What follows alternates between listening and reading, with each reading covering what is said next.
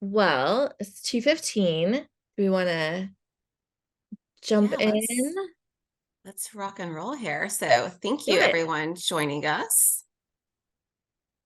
here for Ethics Matter, how to find the perfect soulmate. No? Oh, okay. Oh, that's right. That's a different Wait, talk. No. what? Okay. Sorry, this is not what you get with Hey, us. hey, This be is careful. I walked out of the house, but my wife is listening to this. Oh my gosh. all right. So here we are for real, darlings. Okay.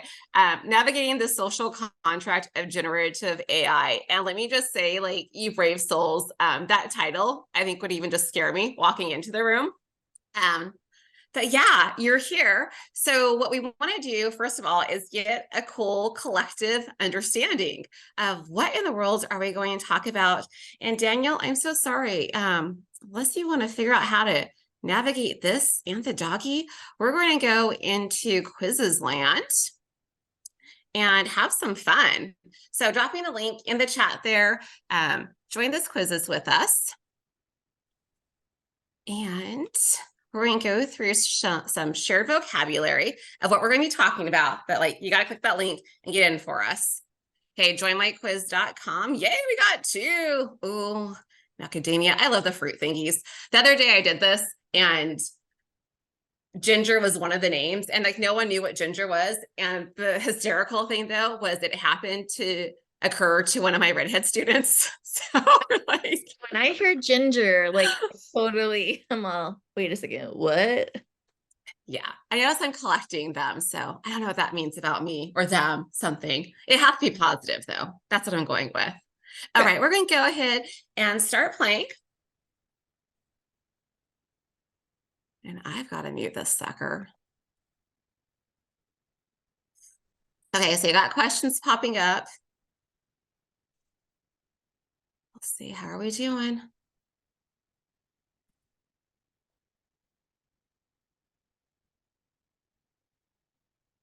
I love All quizzes. right. It's one of my Yeah, favorites. I like seeing this like real-time progression.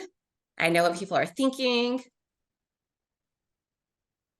or sleeping. Not that I'm accusing anyone. So yeah, the fruits are like protecting everyone. I guess 14 questions here, but some really big concepts. Oh yeah. Well, I Okay. mean, you look at our title and Yeah, it wasn't going to be all rainbows and unicorns, although that could be a cool session. I think that's the title of our next session. It's all rainbows and unicorns.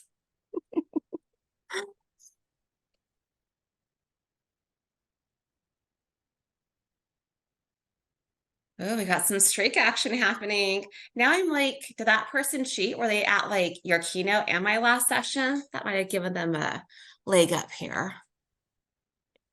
We have a few people that are just joining us, so we're playing the quizzes, but fear not, you can we can drop the link in the chat again, or you can just wait. We're gonna go over everything, but we're sharing some vocabulary.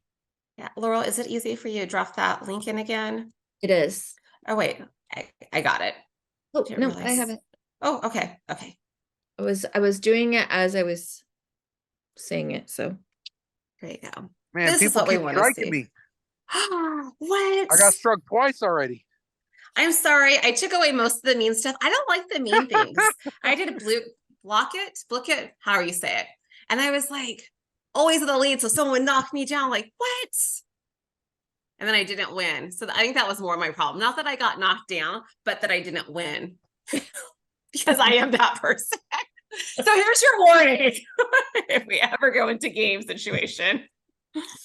oh, that's my husband bought this game and I was like, okay, but how do you win? We were talking and he's like, no, the game is like so for like family communication and like family like team building.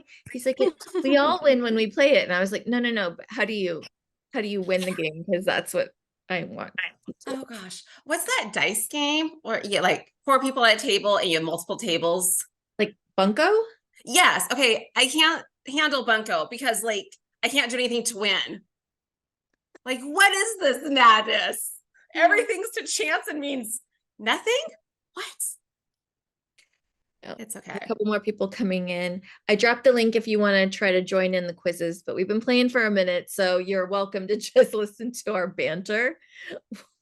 And and honestly, we'll stop it after Yeah. a few get done. So if you still want to click it open so you can just like see the vocabulary, that could be fun. And then a cool thing Quizzes does after you're done is it'll let you go through flashcards. So that could be helpful as well. If you're like, well, wait a minute, I really want to know what they're talking about. So yeah, you got options.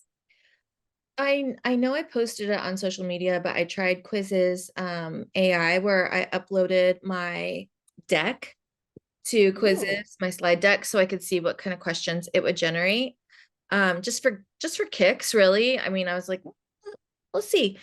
It was pretty cool. Like some of it, I mean, it was definitely thought partner cool where I needed to go in and edit and make sure like, was that really a question I would want to ask, or was that the intent of the lesson? Because I was doing on brain-based learning, and I don't need my students to memorize all of the different areas of the brain, but really make the connections to like how and why we want to learn about the brain and how it informs teaching. So, kind of a cool, I mean, I think almost every platform out there has some form of AI in there, but it's something like I had the extra time and I could do it, but I don't know that it would save me time overall. So it was just interesting. But Quizzes is my go-to platform when I'm creating a quiz. I love it. I love the data. I love the interface. I love the back end. I love all of it. But a few key things you said there was being that thought partner and not just like sharing it out right away. You looked at it, reflected, hey, do I like this? Do I not like it? And if you ever have those moments where like, oh my gosh, like brain fart, and it's like, I don't know, brain fart for 30 minutes and like, gotta get going. That's when plug in that AI and see what happens. Yeah. My favorite discovery with Quizzes AI is those of you that are like old school teachers and you've got a quiz in like Google Forms, you can upload it to Quizzes and it'll go ahead and change it so you can get your analytics. That's pretty sweet. That's like app smashing at its finest. Yes. I love it. Ooh, well, we got some people that are almost done. Ooh, look at that. I don't know who Yeah, Squash is going to have to self-identify. Squash is pretty like on it. But then again, yes, I'm making up all these stories. Squash has a second device and is using voice chat to get the answers lightning fast. And I either just called them out or really just I should have known it was Daniel. I'm just cheating because I think about this all the time, so I'm just an AI nerd. Like, you're like in this like always. That's so awesome. Even though you're on your phone walking your dogs, you're still like, I'm on a 14 question streak. Yeah, but then I saw you could make this a game and there was winning, and then I was like, okay, I got to figure out how to do this while I'm walking because I want to win. So fit into our dynamic perfectly. So like I don't know, I'm starting to get a little afraid, Laurel. I feel like I'm in a room of killers. Like there's those 4 gamer personalities and one of them is killer. That's what we're surrounded with. That's awesome. Okay. I think that we can have some well, we can have some serious like conversations now because we know who our peeps are. So let's just look at this a little bit. So we've got majority of the terms. So yay, that's going to help our conversation because we also want to make sure that we're respectful of everything rocking and rolling here. Yeah. So let me shift this again for us. I wish I just knew what I wanted it to present. I'm changing tabbies around. That's the next AI thing I want. That's the next AI. Yes. So here is like our big premise. What's in the center is, yeah, that most important aspect of the social contract. And look at what hegs it. Oh, that teacher efficacy and then sociotechnical, which I think everyone got in our quizzes. But for those that are at the recording later, we got that teacher efficacy being, the confidence that, yes, you do know what you're doing and you can empower your students to do good things. Laurel, you want to hit on the sociotechnical? Yeah, it's such a big concept. We talk about the culture of our society and how technology is influencing it and vice versa. And when we're talking about, are we going to be using tech for good, or how are we harnessing all of this, but looking at it in a larger lens, as you might imagine, Katie and I have had some very big conversations about all of these. When we were thinking about this presentation, we were thinking, what are the hallmarks of what do we want to get out of education? Why are we using AI? Why are we using technology in education? And the idea is we want to advance for the greater good. But how does this all look? What does this look like? So that socio-technical is that symbiotic relationship between our society and technology. That last layer, just wrapping this all up, like what are we doing with our technology and our teachers, coming back to that social contract and that agreement that we have with each other, with this world we share? We can't forget about the compassion to the human and that social good that we want to use with anything we do. Like, even if it's, within your house, like you can go layers, and it doesn't matter what layer. Like, I make cookies, maybe I just share it with my family. Okay, that's one layer. Maybe I share it with the neighbor. Maybe I take someone to a stranger. There's different layers that we can have impact. I think it's important to not ignore that closest layer. Sometimes we pretend like it doesn't matter unless it reaches thousands of people. No, if your social good impacts 5 people, that's still a win. I think there's a social contract that we also have in the educational system where we're thinking about, what is our end goal? What do we want for our students? And yes, we want to teach them our content. And yes, we want them to learn all of the things. But at the end, we want them to be launched out into our society and be part of our social contract. We want them to be informed and empathetic citizens that are going to continue our social contract for the social good, for the greater good, for their good as well. And all of these things are going to definitely play into what we're talking about today with ethics. So the cornerstone with ethics just seems to be wrapped up in this question: who is being excluded and who is being privileged? And it gets to be a really heavy and sometimes difficult question, but any content, this is going on. You're even looking at adopting a new textbook. Please, please, please ask this question before you adopt a new textbook.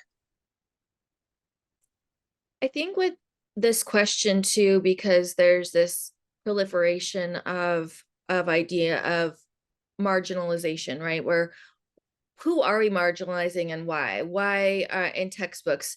Who is the focus? In any tech, like we talked about earlier in my keynote and things that we have coming up that we were going to talk about in your session, your last session.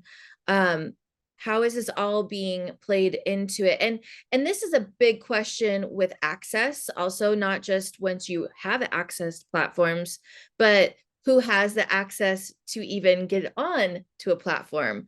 It could be access with devices. It could be access with connectivity. It could be access with firewalls. It could be, there's so many different ways that people are being included or excluded, whether it's intentional or unintentional. And looking at those, the ethics that drive this question is really interesting, and it's also important. And then we have this gray area for like, oh, everyone has access to Wi-Fi, because this group that doesn't have it at home, all they have to do is walk to this Starbucks a mile away and they have access to Wi-Fi. So that means they're all included, right?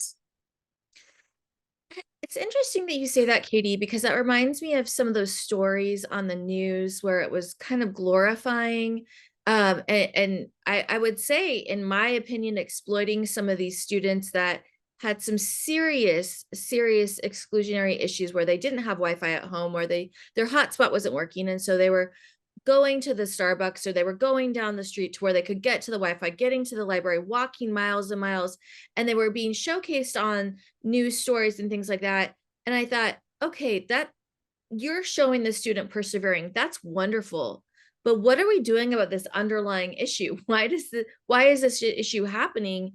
And how is this affecting their education? And that's it's I don't know. I felt very unsettled watching those news stories. For sure. Like what's being glorified there. Yeah, exactly. Which Oh, kind of feeds into, oh gosh, that data set issue. um, what in any algorithm is trained, any AI platform is trained by a data set. And the transparency behind the data sets just don't exist. And so we need to be mindful of when we get something back from an entity, what is it telling us? There's always a message, like our results, whether it's a Google search or if it's a result back from a large language model, it's telling me how to think on something. And that knowledge is totally dictated by the data set that it was provided with. and I in the chat, and I want to say, I think it's Zaina, but if I'm saying that incorrectly, I apologize.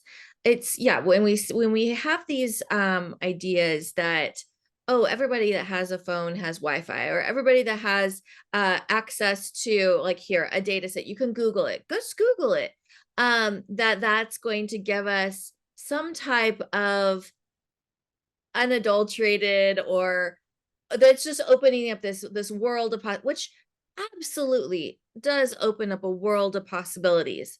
But when we open up those data sets, when we're thinking about our thinking, or thinking about our access, when we're thinking about how our students are accessing it, I think that there's, it's our human nature. I try to go, when I go and I Google something, or I go to any, maybe I've been really getting into Google Gemini, but I also ChatGPT, any kind of AI generator. When I go in and I put that in, I really do have to mind my own mindset when I go in. I'm like, am I accepting this? Am I not accepting this? Does this feel right to me? Do I need to keep searching? I need to have it regenerate? Can I look at the different drafts? Because sometimes my knee-jerk reaction is, oh yeah, that looks good. And then I move on because I'm busy. Right. But it's a definitely a thing that we need to consider, and I think it's a skill that we need to teach our students and perhaps our colleagues. Well, the key point there was the emotional acknowledgement. You mentioned it makes you feel a certain way, like, okay, have we made that clear to anyone in our sphere, whether it's our students or our colleagues, that high emotion is a reason to stop and question? It still might be in line with our thinking, it might be against our thinking, but any high emotion needs to be checked out a little bit more.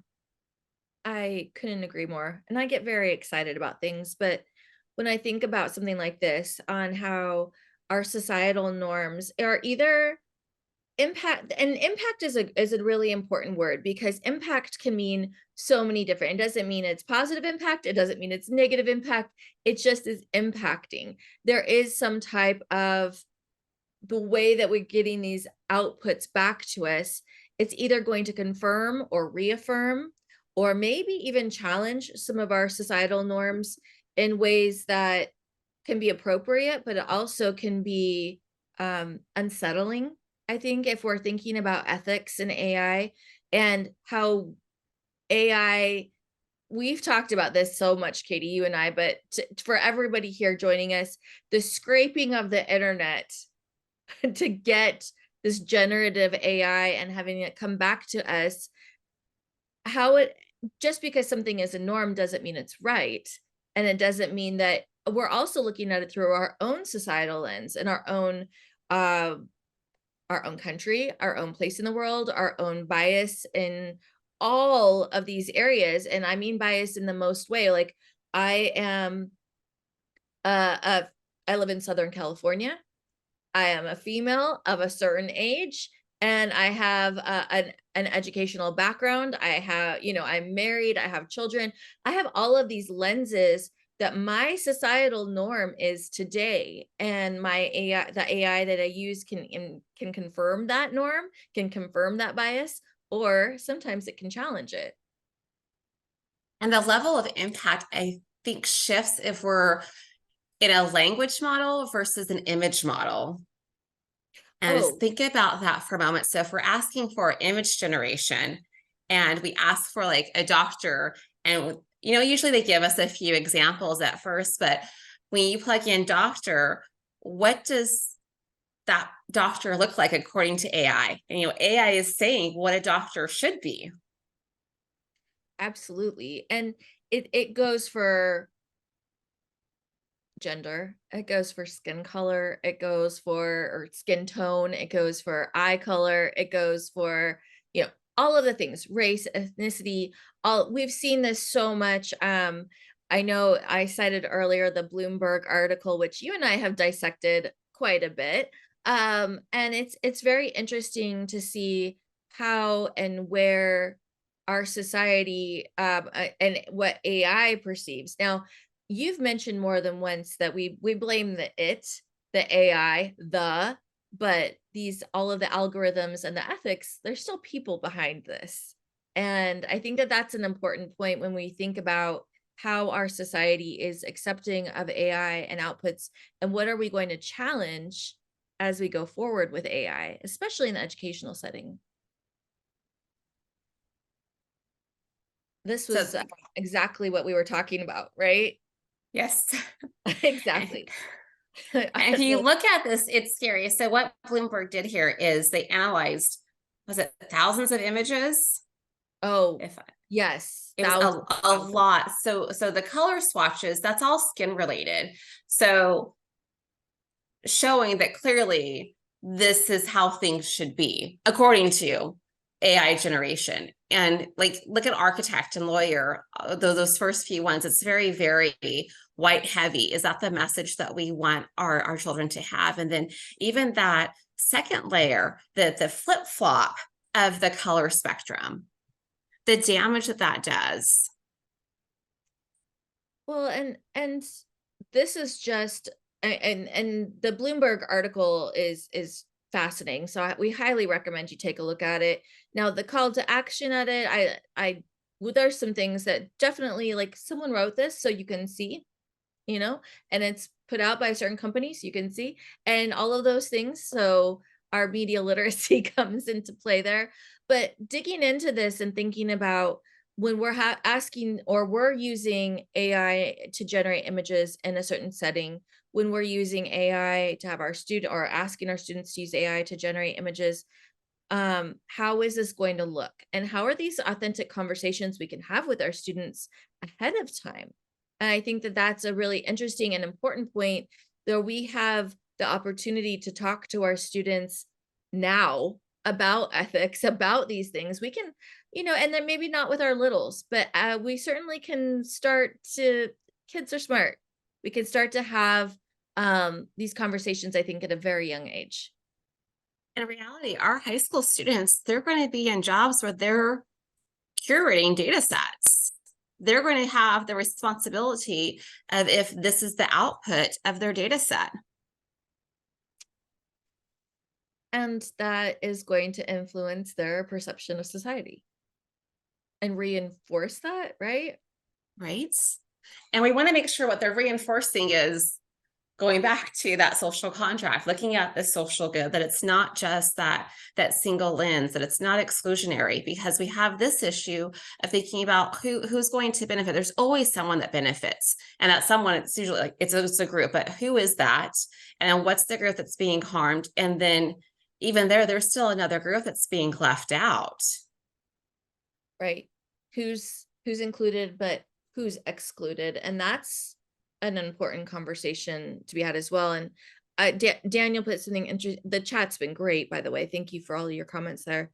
But yeah, when you have, it says when you ask ChatGPT to generate a role with positional authority or a quote unquote successful person, it almost always defaults to a white male. And that's super interesting because especially when we're thinking about ethics and education. I mean, our world is multifaceted and there are a lot of people doing a lot of things, and to have society or in our case education really have these norms reinforced constantly, it's difficult to break out of that. And so how do we do it? By asking questions. What really hurts my heart about this, like, if these are our layers, are we acknowledging that being harmed is better than being left out? Like, why? Okay, so I need all of you to do a lot of social good or we don't have to talk about this.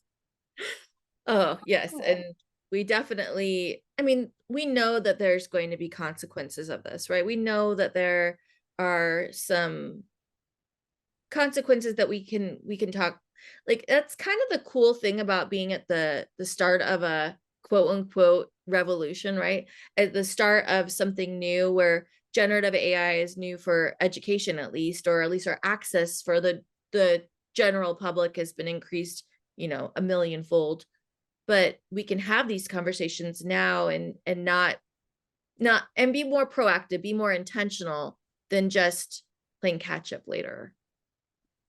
And we even have like breaking it down a bit here with the consequences of the digital use divide. So that's again, that the haves and the have-nots with if they have a device at home, if they have Wi-Fi at home, that creates another inequity gap that has long-term consequences. I think someone that goes through high school without having any Wi-Fi connectivity out of school, they're at a disadvantage the instant they set foot into their college world or even just the workplace right after high school. Absolutely. And it's something to consider too, especially when we're creating assignments and we're thinking about our students. I mean, part of it's just getting to know our students and having that personal connection to them, but also not making those assumptions that all of our students have access or connectivity. And what just because they have a district issued device doesn't mean that they have access. Well, I know my district issue device, even on campus, doesn't always work. So, like, yeah, Well, we then there's definitely that. need to think about these things. Well, I know this. These are all the questions we I, ask ourselves all the time. I know, I'm like, wait, where's the rainbow slide, Laurel? This is getting heavy. Okay. Rainbows and unicorns. Well, but I Oh, mean, if I think that's where the space that we appreciate the people that are coming to our session to have these difficult thoughts kind of swirl around in our head. We don't have to have all the answers, but sometimes asking the question, actually not sometimes, always asking the question, it's gonna be that first step. Like thinking about these systemic inequalities that are perpetuated. I've had a conversation recently and with a CTO of a district, and they said, we don't want to put a firewall up for Chat GPT because we don't want to create a digital divide. We don't necessarily endorse it. We don't want our students to. And I'm like, okay, I get where you're coming from, and I think the intentions are good. I think there's a lot of work that still needs to be done systemically with digital citizenship, AI literacy, media literacy, digital literacies, in order to have those inequalities addressed. and I'm going to push this a bit. I would say that if in any entity that has a policy over 10 years old, there's systemic inequalities in that policy. I could get on board with that. And that's a hard thing to like kind of acknowledge. Like, okay, so now let's go back and look at that and acknowledge what inequalities exist there and make sure we're not further perpetuating those differences. Always like reviewing our practices, especially in the light of what's gone on in the last 4 years. I think it's responsible and to review. Oh, speaking of responsibility. Right. Before you bring an app in, like what do we really need to do? There's times that I've definitely brought an app in that I wasn't the expert of. I'm totally on board with learning beside the student to save time and have that exploratory bit. But, that was an app maybe that had no AI to it, was just straight up creation of students being able to tweak a video. Okay, so my responsibility there, I still thought about how you can access it, the student data privacy going on, the user friendliness of it. But that was like pre all this AI stuff. Now the responsibility has severely escalated. We have to be mindful that our students and our students' work don't become someone else's data set without consent. And all the student data privacy on top of that, right? Yes. And that's why it's always like good. Like I love that phrase that my former CTO, David Thurston, said, like, ask before you act. Just, I brought it. I know I did. If I could go back in time and talk to my past self, I'd be like, Laurel, I know you want to, but ... Should you? Can you? What do you have? What do you have access to? Is it worth it? Like, all of those questions we need to ask ourselves before we start to integrate technology into our classroom in any format. What's the educational value it's bringing? And I think that those are really important questions, especially in this day and age where we have so much being thrown at us constantly, especially if you're on any type of like edu Twitter or edu Facebook or whatever your social media plan of choices. But it's like, you've got to use this or you're behind the curve, or oh my gosh, all of this. And I know we have some things coming up on that, but it's like always in your face. But like, ask before you act. Like, whoa, ask And a before little true confessions here. That there were a few years I was like, well, my kiddos are over 13, so I can bring in all this stuff, no big deal. No, that's not true. It turns out. Right? Turns out. I know. And I go back and I'm like, there's so many things I would do. But like I said earlier, you know better, you do better, right? And that's part of education. We know better, we do better constantly. And that's what we need to think of too with our AI policies and how they impact our students. And I really want to be mindful as everyone's talking about developing these AI policies, to what end? What is your bigger goal? And I think these conversations truly are the most valuable when you remove AI from the conversation. Like, what's your purpose? Yeah. Well, I mean, that's some of the guidance that we've had. We don't have an official AI policy from the university that I teach at. Right now, it just falls under the plagiarism category, and then it's up to the instructor to speak to what they're willing or not willing and to accept from the students. I come from a place of, I want your authentic work. I want your work. I don't want to hear what ChatGPT thinks about this chapter or about this. I want to know what you think and how this is going to impact your teaching and your students' learning. So it's really helped me redesign the way that I think about my own questions and my own approach to teaching and what I really want from my students. So, those policies can be really restricting. And if I've been asked once, I've been asked, I don't know, 100 times, do I have a sample of a syllabi? Do I have a sample of an acceptable use policy that includes AI? And I'm like, even if I did, I don't know that it's appropriate or ethical for me to give it to you. And then if it was specific on AI, how long would that really be relevant? Like, with how quickly the AI world is evolving for us. So if we dissect, what is it that we want? Like you mentioned, you want their reflection, their responses. Well, that's on the teacher onus in the design of the ask with their curriculum design instruction. If we're concerned about their ethics and academic integrity and honesty, well, then that's what the policies should be directed to, because this is what's the issue now, AI. There could be a whole other thing just next year that throws a wrench into it all. Absolutely. Yeah. I've redesigned a few different things. And actually, after the redesign, I'm like, oh, this is so much better. Like, why didn't I do this in the first place?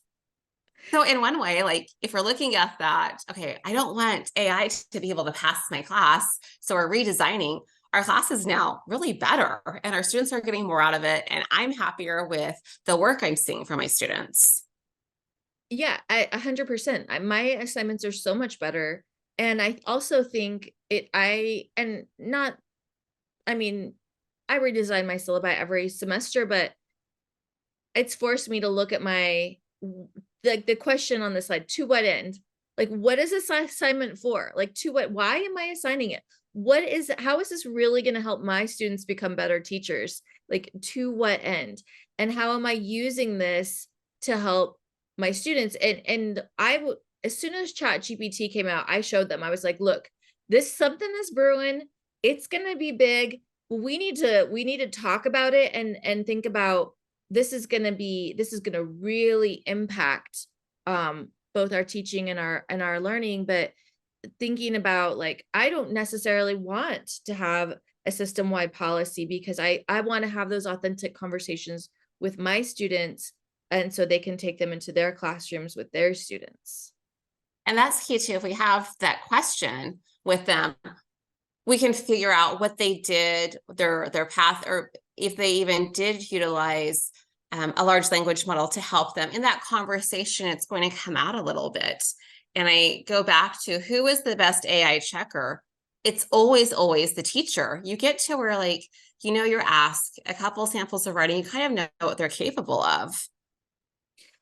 The personalized learning, right? And knowing your students, for sure. I mean, I've read several responses in lots of different areas where it's like, if we're going to foster a sense of agency and weave a tapestry of the human, and I'm like, okay, what you're saying is correct. We do want to foster a sense of agency, and we want to weave a topic, but tell me what you think and what's going on with you. And oh my gosh, AI checkers. I have some real ethical issues with AI checkers. And anytime anyone has used one, or I've had a conversation with them about it, this is a real huge area of concern. I think when we think about how they actually work, and there's lots of different AI checkers out there that they count tokens, they count this, they're looking at certain words, they're looking for an algorithm, they're all of these. But I know for a fact I've written something, and I've written it, and I put it in an AI checker, and it came back as potentially like 80% AI. And I'm like, well, thank you. I mean, I'm glad well, but no, that was my own work. And I think there's some real considerations, because they are not, number one, accurate, and number two, they are skewed against some of our populations that we really need to be working with. Like, we have talked about neurodivergent students, talked about multilingual students, special education students. I mean, there's students that we need to make sure that we need to protect all of our students, but some vulnerable populations. And when we're looking at protecting all of our students, the response of, okay, all the writing is just going to happen in class, that doesn't protect all of our students. That enables the kiddos that get it and are good right in that moment and can just bust out writing on demand. Think about any class, how many of your students really could successfully write on demand in that enclosed space and that minutia of time. And it's interesting you say that, because some of my student teachers that are in my classes, because they're really scared of the plagiarism, they're like, no, we're just going to do everything by hand. We're going to do. And I said, okay, that's great. What about your students that they have an IEP, and in the IEP says they can have tech assistance? What about when it's better for all of our students to have the tech assist? I think about closed captioning. Closed captioning is good for everyone. It's good for our English language learners. It's good for our students that are deaf of hard of hearing. It's good to have multimodal access to the material. It's good for everyone. But we have to think about that. What's going to be the greater good here? And I think that this question, the social contract between the teachers and their students, is spot on, because we have to get to know our students, but we also have to think about what's acceptable on our end. How are we modeling it? And then what are we going to accept from our students, and how are we teaching them? Because at the end of the day, we teach through our direct teaching, but we also teach through our modeling. And this is a question every teacher really needs to ask themselves. Like, I shifted gears to a single point rubric. It was including of, everything has to be completed to get full points, and not completion for compliance purpose, but because in my design of my curriculum, I had already taken out anything that could be perceived as busy work, that didn't really honor new learning, that didn't push them to the next step that we needed. So that was an important social contract I created, that like, I'm going to be respectful even in the design of my instruction and curriculum. And I think that there's the intentionality, it extends to bigger questions with ethics too, that can kind of segue into the legal aspects. I know that you mentioned intellectual property earlier, Katie, and that's a huge area that we want to think about our social contract with our students in our effort to give feedback to our students, and to do this quickly and get them back to them soon so they can iterate and grow. But if we're taking their intellectual property and we're uploading it into an AI, a generative AI, have we broken the social contract between ourselves and our students? It's a big question, and I know we're asking more questions than we have answers to today, but they're important. I think that just having the conversation. Yeah, if your brain doesn't hurt a little bit at a conference, was the conference good? Yeah.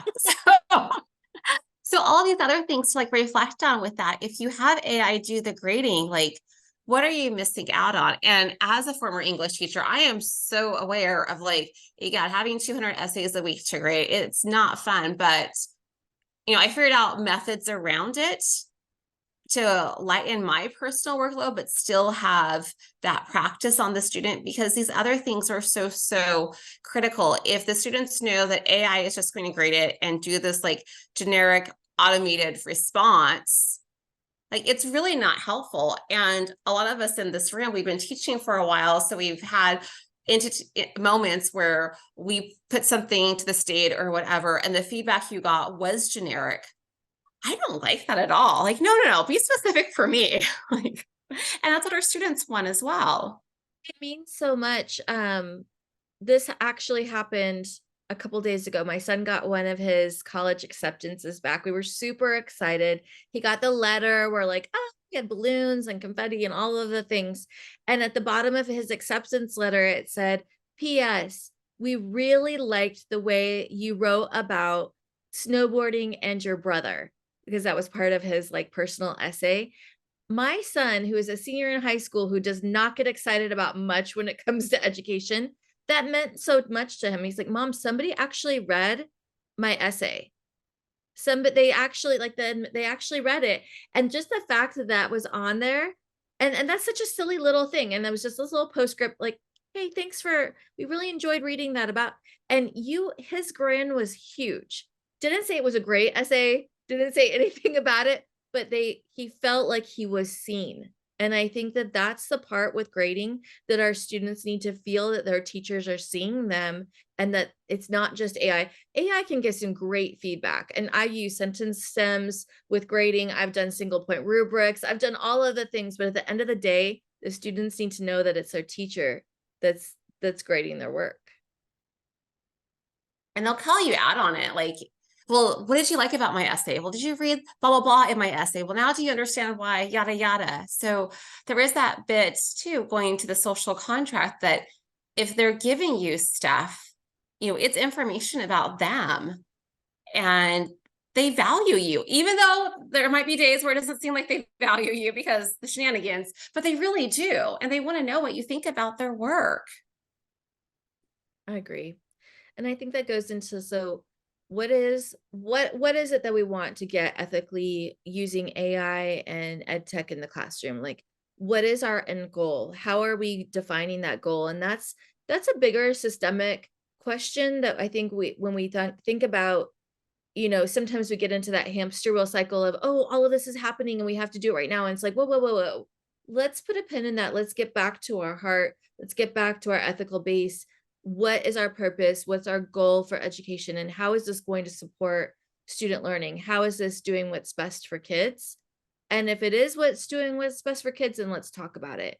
And let's really dissect it, and let's really dig into it before having that knee-jerk reaction that, oh my gosh, we have to be on this platform because every other district is doing it. And if we don't do it, we're going to be behind the times. And that's not true. There's no behind the times. The times are now. Right. It's like you were never behind. Like, you're never behind. If we can get rid of that concept that, oh my gosh, I'm so behind, the stress that gives to teachers and then the students, and the disconnect that all happens, like, no, you're never behind. So remember that. Okay. A lot going on here. So just another moment to kind of hit pause of what we need to reflect on, what we're doing in our classroom. Do we have, each of you, like individually, and you don't have to share this, like it's very personal, but do you already have that social contract agreement with yourself of what your promise is to your students? Or if you're an admin, what's your promise to your teachers? And as we look at these different AI entities and as they grow, can do more and more for us, how are we protecting them in this new landscape? Mm.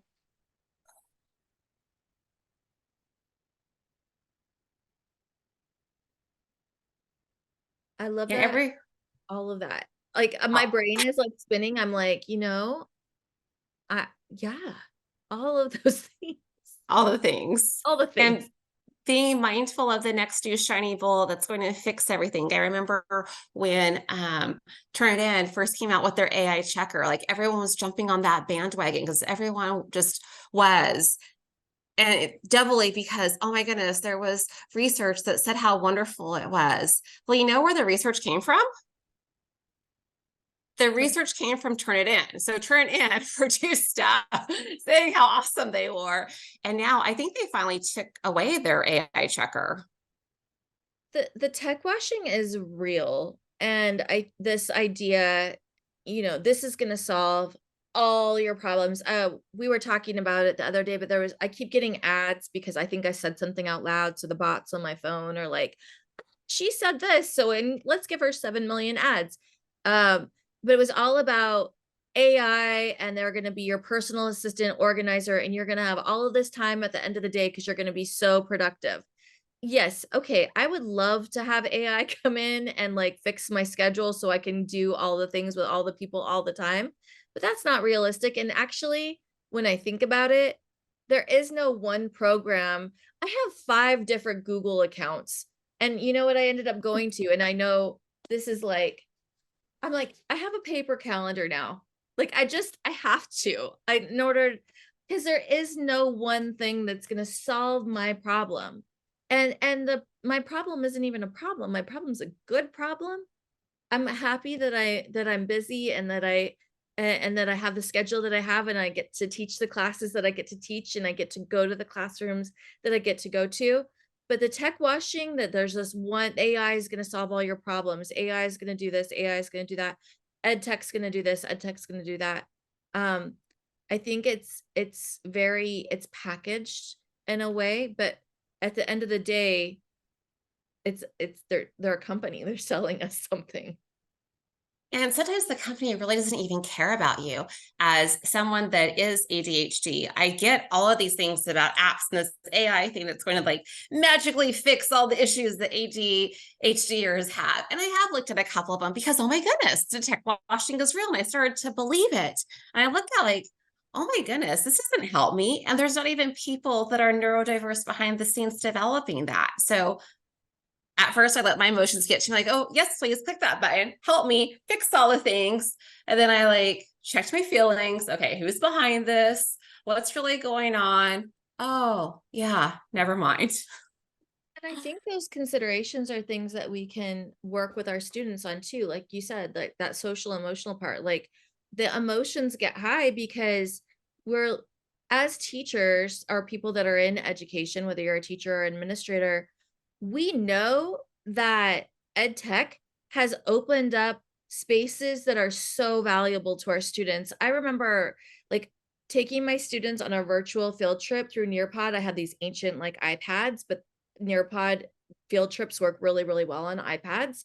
And it was awesome. These kids had never been to Pennsylvania. They'd never been to, go see where the Declaration of Independence was signed. Like that, all of the things, I could take them there. I could take them to go see the Liberty Bell through this wonderful educational innovation, and that I had not been able to do with students that I had had earlier. Did that miraculously solve all of my teaching problems? No, it was a genuine educational innovation where I could really take my students places that they would never be able to go, or might not be able to go, at least not when they were with me. But I could make those concrete connections. But there's so much more to it. So much more to it.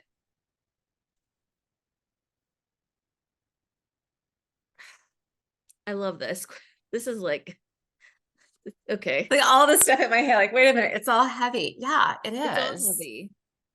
Well, I think that's also too, when we think about like the know better, do better, like, are we holding ed tech companies accountable as well? Or when we have a lot of power in education with what we decide to spend our very limited dollars on.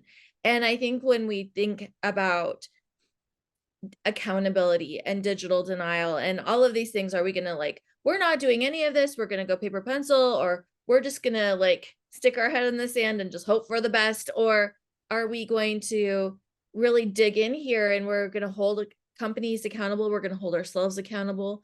Are we doing the things that we say we're gonna do? Are we teaching the lessons that we need to teach? Are we digging into the policies that we have? Are we reflecting on our own practices? um there's a lot of layers that are ethically appropriate here that we need to unpack, and sometimes the journey begins with us as adults, sometimes on a personal level and sometimes also in a systemic level at an administrative level or in our classroom level. The educational platforms are asking you what you think. They genuinely mean it, at least the ones that I've come across. I've never told someone what I thought and they told me to kick rocks. Just, it might happen later, but hasn't yet. For instance, I was recently trying to design something for Black History Month in a platform that like has all kinds of great stuff, and there was no template, and I was mortified. And one of my gut reactions, like we talked about a lot, you got to check our feelers, like, oh, we're just going to blast them on social media and how wrong this is. Like, no, they ask for input all the time. They do make changes based on educator input. So I'm not going to violate that social contract with them and use tech for this evilness to get a response. My end point would still be probably similar, of getting that Black history template and design stuff added, but at what cost? So there's our method of our messaging also is important in the constraints of that social contract as well. For sure. And I know we still have so much to unpack, and this could be a I mean, it is a whole rabbit hole to go down with when we're talking about ethics, but this idea of transparency and accountability, we want our ed tech companies to be transparent and we want to hold them accountable. Like Katie said, I think they genuinely do want to know, because not only are, I think there's a lot of former educators that go into ed tech and go into ed tech, especially that's employing AI, but we have to keep in mind this ethical thinking that's going to be the basis of everything. And there's nothing that we're doing that is anti-ethical thinking. It's like, wait, what? Yeah, wrap your head around that. This is why decision fatigue is real for educators, where all these decisions, but like the ethics behind it is always a cornerstone of it as well, because we have not just like ethical thinking of that moment with my instruction, but I don't have time to teach things that don't also transfer out of my classroom. So then I'm also like embedding these various SEL concepts, the good human concept, coming back to this concept that we can't forget that we belong to each other. Agreed. And I think I've already mentioned it like a million times today, but digital literacy and critical thinking skills are the heart of, we want people asking questions. We want them to ask these ethical questions and then have these considerations and teach the critical thinking skills, so it can continue the cycle of bringing our students into the conversation. We're not just talking about our students and about what's right for them and all of those things, but it's also, how are we doing this in a way that we're have this social contract and our students know what the social contract is? Let's empower them to be a part of the conversation. Definitely. If they're not part of it, like what's going to happen? Because even and they're going to be in charge and making decisions, and we want them to think beyond just themselves in that moment. Absolutely. And we live in this world that grows ever smaller, but yet that digital divide and thinking about those ethical questions, how can we empower our students to to reduce the division and really bring them into the picture. And I think that's the conversation that when we talk about what do we want from education, we want our students to eventually leave us and go off and be informed and empathetic citizens. And they have to understand how to do that, and where is that human agency in order for them to do that. And when we're thinking about using generative AI, when we're thinking about using generative AI for even detectors, if they're using AI or creating images or all of these things, where is the human agency for them to be creative, but also to hold each other accountable? And that flip side of that is us collectively working to strengthen our teacher efficacy. If our teachers are all just like working in isolation, it's a big burden. Like, teaching is hard. Never mind if you're teaching in isolation. And I'm not even talking about like, solo, like the band teachers, not two band teachers on campus, but that band teacher could still have a community on campus, some other educator that they're connected with. And it's not all the admin's plate. It's the admin, it's also the teachers. Like, this is a collective responsibility of us being there for each other. I agree. And I think that's where the more that schools and districts and whatever your local education agency is, that they can, if you have an opportunity to join a group where you can have these dialogues where you can dig in together. And I know teachers' time is limited and also our bandwidth. But if we actually have that efficacy where we believe that we can make the change and we can start with the change, we can know better, we can do better. That's where we can start asking ourselves these questions. Like, what are we accepting? What harms are we saying it's okay? What's our responsibilities?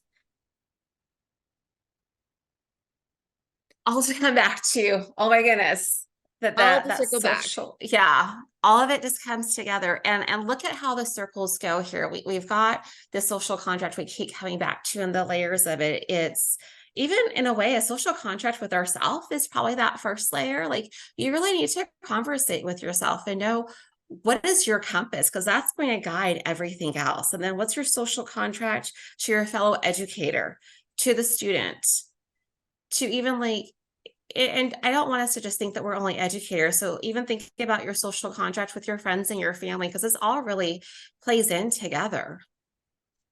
And the one thing that we'd love to acknowledge in this session is that we brought up more questions than there are answers, but there is no magic wand that we can wave, but the conversation itself and thinking about the thinking are conversations that we can have with each other, and having this space where we can dig into some of these deep ethical issues.